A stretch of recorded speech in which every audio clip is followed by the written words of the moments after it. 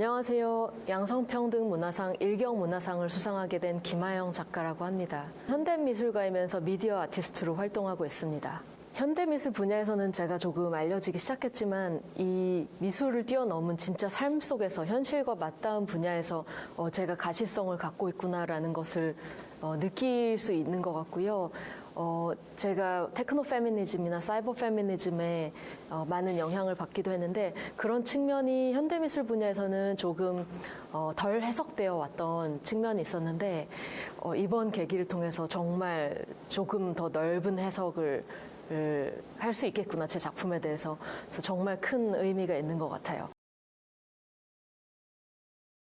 제가 현실의 문제들을 들여다보는 것도 좋아하는데 또 그만큼 상상 속으로 빠져드는 것도 좋아해서 이 두 가지의 작업의 어떤 관심을 어떻게 풀어낼 수 있을까, 엮어서 풀어낼 수 있을까 고민을 많이 했던 시기가 있었어요. 약 10년 전쯤이었는데 당시에 제가 파리에서 레지던시 활동하면서 지내면서 무심코 많이 읽었던 소설들이 소위 사변 소설들, 또 그 옥타비아 버틀러나 아프로퓨처리스트들이 썼던 소설들, 또 레자 네가레스타니라고 하는 이란 출신 철학자가 있는데 그분이 쓴 또 호러 소설이자 사변 소설인 사이클로노피디어라는 그런 책도 있었고, 또 도나 헤러웨이가 썼던 여러 가지 책들, 그러면서 어떻게 이 픽션을 만든다는 게 단지 어떤 유희적인 상상이 아니라 얼마나 급진적이고 참여적이고 또 정치적일 수 있는가를 그 당시에 아주 절절히 깨닫고 이런 방식의 미학적이면서도 정치적인 작업을 해보자. 그것을 아예 형식 실험으로 가져와 보자. 픽션 만들기를. 그때부터 한 2016년부터 적극적으로 이런 픽션 만들기 작업을 해온 것 같아요. 저는 항상 작업을 호기심에서 출발하기 때문에 어떤 것들에 대해서 강력하게 발언하고 싶다 이런 것보다는 호기심을 따라가다 보면은 작업이 자연스럽게 어떤 풍성함을 갖게 되는 것 같아요. 그래서 그런 해석은 전적으로 관객분들한테 열려 있고 이미지 제작 방식에 있어서 저는 어떤 레거시 미디어라고 하는 그 렌즈 기반 영상이라든지 배우님들하고 같이 촬영하는 로케이션 촬영 뭐 그런 작업들을 충분히 다루면서 또한 20세기 후반에 이제 본격적으로 활성화되기 시작한 CGI 기반의 3D 애니메이션들, 그리고 게임 엔진 기반의 영상들, 또 최근 들어서 많이 쓰기 시작한 어떤 자율주행 자동차에 탑재되는 그 라이다 스캔, 적외선 센서 기반의 라이다 스캐닝 센서도 쓰면서 또 최근에는 생성형 AI 기반의 영상까지도 마구 충돌시키고 접목하면서 정말 이질적인 그 질감을 갖고 있는 이미지들을 배치하는 걸 좋아하거든요. 이런 방식은 저의 좀 시그니처 스타일이라고도 할 수 있는데 흥미로운 것들은 이런 이질적인 것들이 붙으면서 우리가 인식하는 이 현실이, 세계가 하나의 어떤 아주 매끄러운 것이 아니라 정말 끊임없이 확장하고 증식되는 수많은 가능 세계들로 이루어져 있을 수도 있구나라는 그런 인지적인 소격 효과를 끊임없이 안겨주거든요. 그래서 그런 방식들을 자꾸 탐구하는 걸 좋아하는 편이에요. 그래서 소위 그 광학적 미디어, 렌즈 기반 미디어라고 하는 광학적 미디어와 광학 이후의 미디어라고 하는 그런 CGI나 게임 엔진 기반, 또 생성형 AI 기반의 미디어들을 마구 접목시키면서 작업하고 있습니다. 정말 기쁘고 감사한 일일 따름인데요. 놀랍게도 제가 아주 어린 나이는 아니다 보니까 그런 소식들이 그렇게 큰 부담이나 짐이 되진 않아요. 그냥 저는 끊임없이 제가 하고 싶은 이야기를 하기 위해서 작업을 만들어 왔을 뿐이고, 그런데 그게 운 좋게 이런 반응을 갖게 되었고, 네, 수상이라는 좋은 또 어떤 지지를 얻게 되었고, 그런 것들은 정말 감사한 일이고, 이제 살아온 혹은 작업해온 그 시간에 대한 그냥 격려이구나 이런 생각을 하고 있고요. 그리고 또 최근에서야 저희 지인들이 이제 축하 얘기를 해줄 때 이런 아트 앤 테크놀로지 분야에서, 특히 미디어 아트 분야에서 아시아 여성으로서 이런 종류의 상들을 수상하게 된 게 얼마나 상징적이고 큰 의미냐, 진짜 이게 의미 있다라고 얘기를 해줬을 때야 비로소 그렇구나, 이 미디어 아트 분야, 아트 앤 테크 분야가 아시아 여성들에게 그렇게 많이 열려있는 분야가 아닌가 보구나라는 거를 도리어 깨달았던 것 같아요. 그러면서 아 진짜 감사한 일이구나라고 다시 한번 느꼈고, 그리고 이렇게 어떤 하나의 사례가 됐으면 좋겠는 마음이 있고 그렇습니다. 예. 이 부분은 정말 많은 논의가 앞으로 필요할 것 같은데요. 사실 하나의 기술이 개발되면은 그 기술이 어떤 윤리적인 문제나 논란의 씨앗을 가졌든 간에 자율적으로 증식하다시피 하면서 마구 성장하는 경향을 보이는 것 같아요.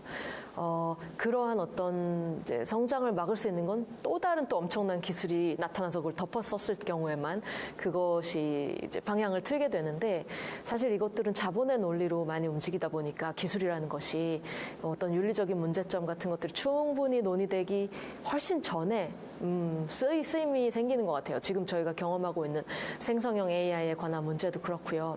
굉장히 충격적이면서도 불쾌했던 경험이 있었는데, 저희의 주인공 이 딜리버리 댄서사의 유니폼을 입은 그 바이크 배달 라이더의 이미지를 조금은 트레이닝 시키고 생성을 해낼 때 아시아 여성이라는 그 전제 때문에 정말 두 가지 스테레오타입으로 이 여성이 생성이 됐었어요. 하나는 정말 섹슈얼한 대상화, 이 유니폼을 입고 있는 어떤 성적인 대상화된 모습, 상상이 되겠죠. 그리고 또 하나는 아시아 여성으로서 너무 수동적이고 복종적인 그 여성, 너무 작고 어떤 굉장히 어떤 그 수동적인 여성상, 되게 불쾌했었어서 심지어 저희가 프롬프팅을 할 때 이제 여성을 기반으로 하지 말아줘. 이 외양을 갖고 있고 이 유니폼을 입고 있는데 그냥 중성이나 남성의 몸을 써줘라고 했더니 그제서야 마음에 드는 어떤 캐릭터들이 나오더라고요. 그래서 이게 보통 문제가 아니구나. 근데 이게 개인 한 명 한 명이 문제 제기한다고 바뀔 수 있는 문제가 전혀 아니거든요. 왜냐하면 그 데이터로 학습을 되는 것이기 때문에 수많은 그 데이터 리소스들이 이런 편향을 갖고 있기 때문에 이거는 뭐 쉬운 문제가 아닌데, 다만 이 개개인의 발언이 자꾸 모여서 이것에 문제 제기를 했을 때 이제 그것의 인식이 널리 알려질 수 있기 때문에 그냥 작은 목소리라도 내는 것은 정말 의미 있다고 생각해요. 저 같은 경우는 상용화된 AI 모델들을 쓰거든요, 주로. 물론 그것을 커스터마이즈해서 쓰기도 하지만 저희 팀, 테크팀하고 같이. 근데 그럼에도 불구하고 대부분 저희가 손댈 수 있는 그런 AI 모델들은 기존에 활성화된 모델들이에요. 그랬을 때 이 모델이 어떤 데이터를 학습했는지 거의 알 수가 없거든요.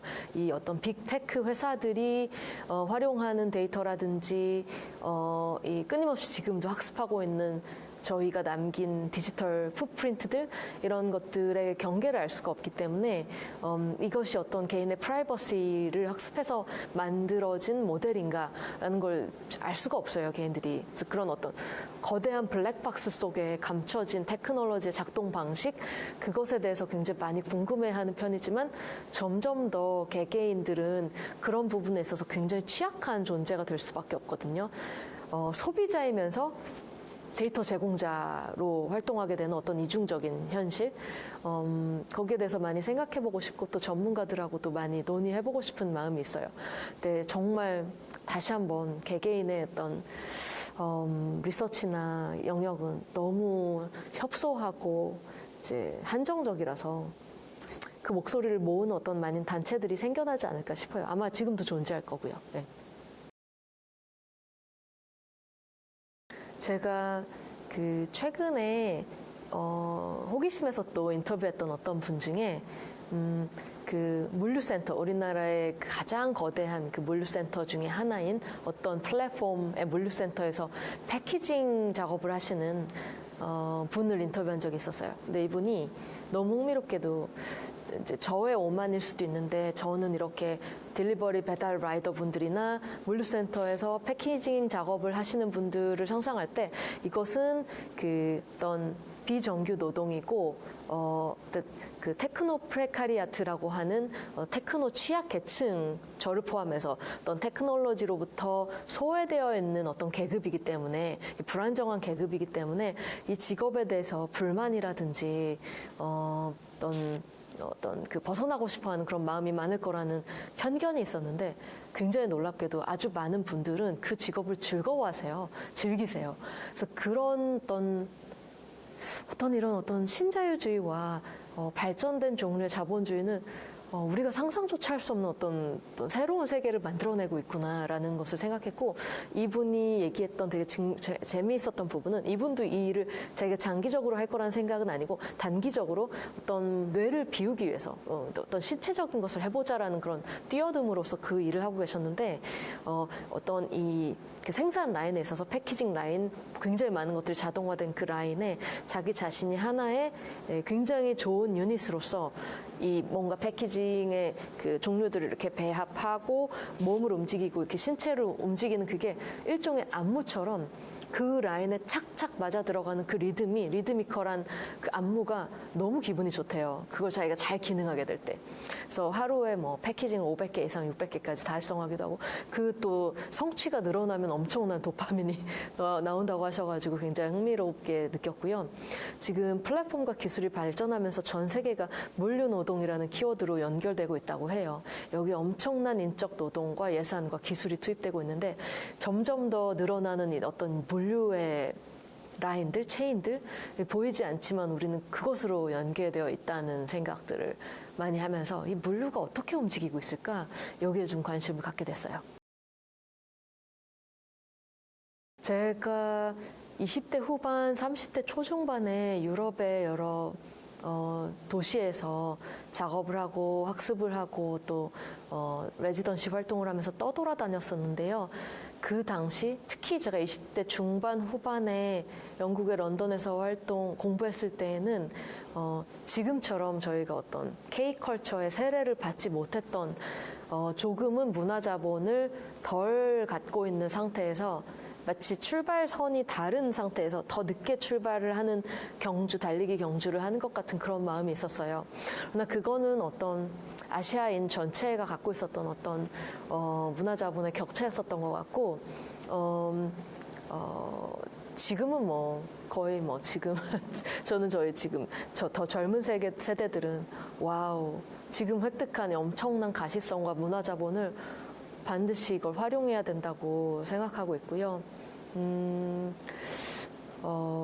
아시아 여성으로서 글쎄요, 거기에 대해서 너무 많이 생각하다 보면은 또 너무 깊이 빠져들기 때문에 거기에 대해서는 많이 생각하지 않으려고 노력했던 것 같아요. 어떤 의미에서는 아시아 여성으로서 그 당시에 그런 유머가 있었어요. 지금은 굉장히 낡은, 굉장히 이건 그 수위가 좋지 않은 유머인데, 그 유럽에서, 그 서구에서 아시아 여성, 이렇게 계급, 어떤 인종적 계급을 놔두면 아시아 여성보다 아시아 남성이 훨씬 더 낮은 계급에 있다.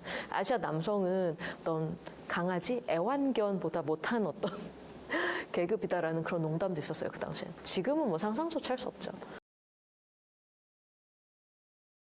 이미 너무 충분히 잘 하고 있는 것 같아요. 그런데 더 주체적으로, 더 대범하게, 더 뻔뻔해졌으면 좋겠다는 생각이 있어요. 저는 사실 굉장히 호기심도 많고 하고 싶은 것도 많아서 다 하고 싶어요. 이것도 해보고 싶고 저것도 해보고 싶고, 너무 궁금하고, 다른 사람들이 어떻게 사는지 너무 궁금하고, 사실 제 경력과 제 나이 정도 되는 작가분들은 대부분 정말 작업실을 떠나지 못하는 삶의 방식을 살거든요. 저도 거의 작업실 떠나지 않고 어떤 전시나 활동에 있을 때만 밖에 나와서 대외적인 활동을 하는데, 그러다 보면은 어떤 수감 생활 같은 기분도 들어요. 제가 선택한 아주 좋은 쾌적한 수감 생활, 행복한 수감 생활인데, 이제 그러면 그럴수록 또 함몰되니까 저의 일상에 자꾸 밖으로 나가서 이제 진짜 삶은 어떻게 벌어지고 있나, 다른 사람들은 무슨 생각을 하고 사나, 뭘 먹고 살지, 이런 게 되게 궁금해져서 많이 만나보고 싶어지는 것 같아요. 오래전부터 발언권을 갖는다는 일이 얼마나 중요한지 알고 있었고, 발언권은 그냥 주어지는 것이 아니라 그 목소리는 내가 노력하고 내가 가시성을 스스로 획득해야지만 주어지는 어떤 덤 같은 거라는 생각을 많이 했었어요.